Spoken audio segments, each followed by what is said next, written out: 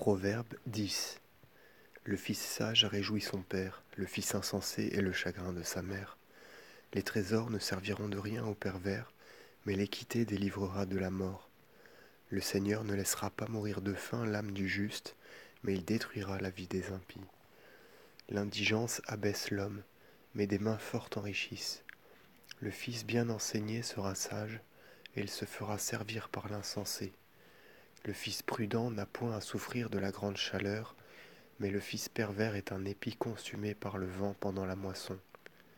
La bénédiction du Seigneur est sur la tête du juste, mais des deuils imprévus couvrent la tête des impies. La mémoire des justes a la louange pour elle, mais le nom des impies s'éteint.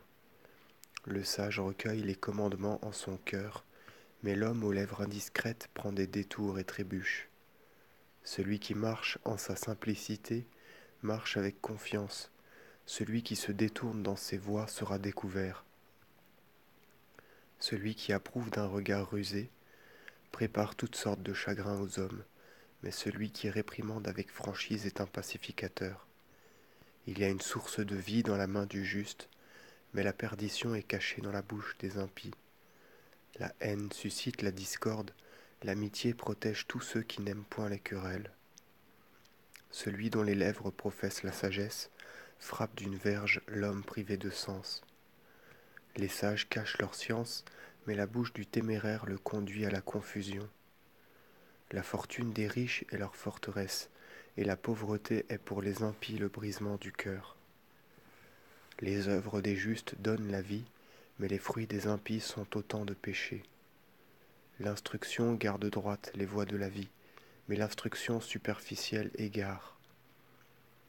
Les paroles bien mesurées recèlent la haine, mais ceux qui se répandent en injures sont des plus insensés. Par la multitude des paroles, tu n'éviteras pas le péché. Par la discrétion des lèvres, tu seras sage. La langue du juste est de l'argent pur, mais le cœur de l'impie est sans valeur. Les lèvres des justes savent les vérités sublimes, les insensés meurent dans l'indigence.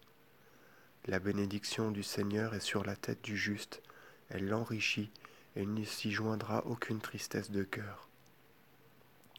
L'insensé fait le mal en riant, la sagesse de l'homme enfante la prudence. L'impie est emporté dans sa perdition, mais le désir du juste est exaucé. Comme la tempête passe, ainsi l'impie disparaît. Le juste s'en détourne, et il est sauvé pour tous les siècles. Comme le fruit vert nuit aux dents et à la fumée aux yeux, et la fumée aux yeux, de même l'iniquité nuit aux injustes. La crainte du Seigneur multiplie les jours, mais les années des impies seront abrégées. La joie du juste est durable, l'espérance des impies périra. La crainte du Seigneur est la forteresse du saint, mais l'affliction vient à ceux qui font le mal. Le juste ne se relâchera jamais, mais les impies n'habiteront pas la terre. La bouche du juste distille la sagesse, la langue des impies périra. Les lèvres du juste distillent la grâce, la bouche des impies la perversité.